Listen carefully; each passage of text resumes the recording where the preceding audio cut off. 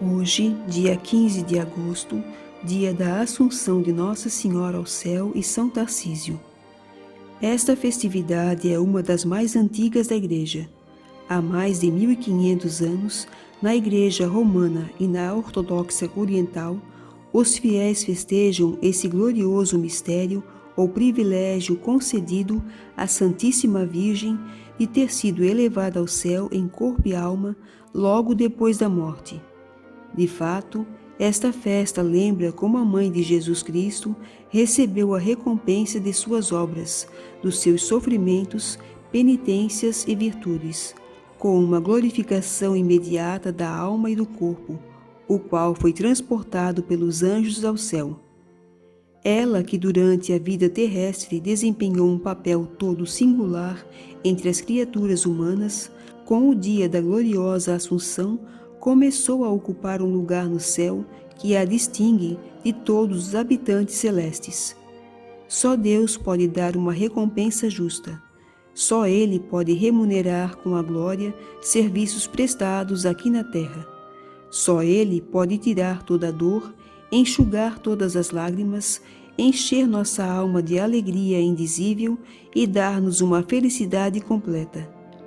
Que recompensa o Pai não teria dado àquela que por Ele mesmo tinha sido eleita para ser a mãe de seu Filho unigênito? Se é possível descrever as magnificências do céu, é impossível também ter uma ideia adequada da glória que Maria Santíssima possui desde o dia da Assunção. Sempre foi crença pacífica dos fiéis na Igreja que o corpo da Virgem, concebido imaculado, sem a nódoa do pecado original, corpo que não conheceu sombra do pecado, corpo que foi o berço onde tomou carne o próprio Verbo de Deus ao fazer-se homem, não podia estar sujeito à corrupção, mas devia ser glorificado junto com a alma na glória celeste. Este mistério, objeto de culto há muitos séculos, foi solenemente definido pela autoridade suprema da Igreja no dia 1º de novembro de 1950.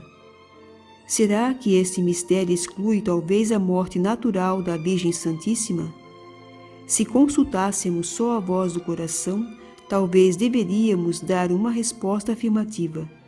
De fato, como podia estar sujeita à humilhação da morte aquela que tinha sido concebida imaculada e tinha dado à luz ao próprio autor da vida? No entanto, a morte natural, como simples término da existência terrena, não tem nada de humilhante para Maria, ainda mais que ela em tudo queria ser semelhante ao seu divino Filho. Contudo, ela, por força de sua isenção do pecado original e da singular dignidade de Mãe do Filho de Deus, devia ser preservada das consequências da morte, que são a corrupção do corpo e sua total decomposição.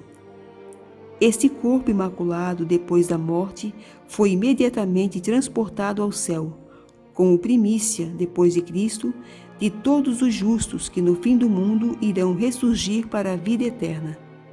A honra em que foi assinalada Nossa Senhora é um título de santa ufania para todos nós, pois ela nos pertence como criatura humana, como Mãe da Igreja, nossa Mãe espiritual, como Rainha do Céu.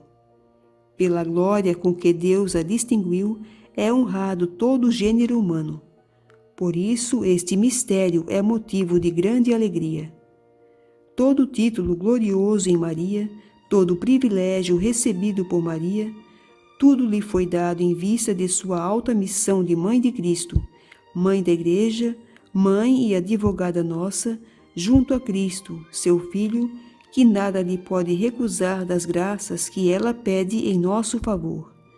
Salve, portanto, a Virgem Maria, Mãe nossa, medianeira nossa, em corpo e alma, junto ao Filho Redentor. Com a liturgia da missa rezamos que pela intercessão da Virgem Maria, assunta ao céu, cheguemos também nós à glória da ressurreição. São Tarcísio, a figura desse mártir, é uma das mais simpáticas na história da Igreja nos primeiros séculos.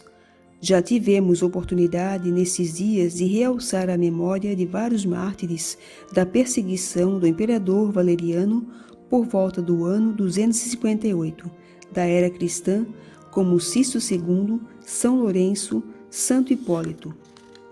Tarcísio, for rubra do mesmo canteiro, pertence à mesma época, à mesma comunidade cristã de Roma, vítima da mesma perseguição. De uma carta do Papa Cornélio, sabemos que naquele tempo a Igreja de Roma contava com 50 sacerdotes, 7 diáconos e mais ou menos 50.000 fiéis. Isso no coração da cidade imperial, a cidade dos ídolos, na fúria das perseguições.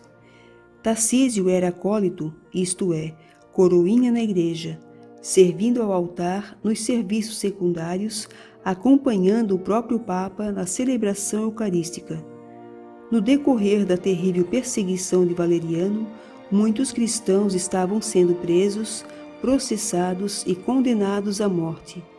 Nas tristes prisões, à espera do martírio, os cristãos desejavam ardentemente poder fortalecer-se com Cristo Eucarístico, chamado viático, isto é, conforto na viagem para a eternidade. O difícil era conseguir entrar nas cadeias para levar o conforto eucarístico. Já os 2 diáconos, Felicíssimo e Agapito, que disfarçados cumpriam este piedoso ofício, no fim foram reconhecidos como cristãos e condenados à morte. Nas vésperas de numerosas execuções de mártires, o Papa Sisto II não sabia como levar o pão dos fortes àquelas heróicas testemunhas de Cristo na cadeia. Foi então que o acólito Tarcísio, com cerca de 12 anos de idade, ofereceu-se dizendo-se pronto para esta piedosa tarefa.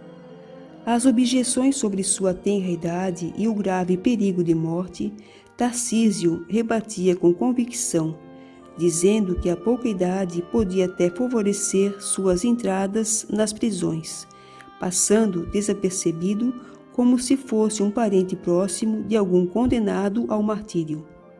Com relação ao perigo de morrer, o menino afirmava que se sentia forte, disposto a morrer, mas não entregar as sagradas hóstias aos pagãos. Comovido por esta coragem, o Papa entregou numa caixinha de prata as hóstias que deviam servir como viático aos próximos mártires. Mas, passando Tarcísio pela Via Ápia, a grande estrada ao lado da qual se encontram as catacumbas, uns rapazes notaram sua estranha compostura. Começaram a indagar o que trazia, já suspeitando algum segredo dos cristãos. Ele, porém, julgando ser coisa indigna entregar, no dizer do Evangelho, pérolas aos porcos, negou-se terminantemente. Foi então por eles batido e depois apedrejado. Depois de morto, revistaram-no e nada acharam do sacramento de Cristo. Seu corpo foi recolhido por um soldado ocultamente cristão de nome Quadrado, que o levou às catacumbas, onde recebeu honorífica sepultura. Ainda hoje aí se conservam inscrições e restos arqueológicos que atestam a veneração que Tarcísio granjeou na Igreja Romana. Eis de que heroísmo foi capaz a fé cristã até nos jovens. Tarcísio foi declarado padroeiro dos coroinhas ou acólitos que servem ao altar. Que sua figura tão comovente desperte em nós o devoto acolhimento do augusto mistério do Cristo presente na Eucaristia. Deus eterno e todo-poderoso, que elevastes a glória do céu em corpo e alma a Imaculada Virgem Maria, Mãe do vosso Filho, dai-nos viver atentos às coisas do alto, a fim de participarmos da sua glória. Por nosso Senhor Jesus Cristo, vosso Filho, na unidade do Espírito Santo. Amém. Nossa Senhora da Assunção e São Tarcísio, rogai por nós.